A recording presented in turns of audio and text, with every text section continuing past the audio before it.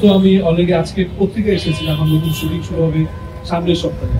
So এটা নিয়ে আপনি কি বলবেন, এটা নতুন কাজ। আমার একটা প্রশ্ন আছে যে আপনাকে অনেক দর্শকই কমেন্ট করেছে, কমেন্ট করে বলছে যে শাকিব ভাইয়ের সাথে কবে আপনাকে দেখতে পারবো আবারও।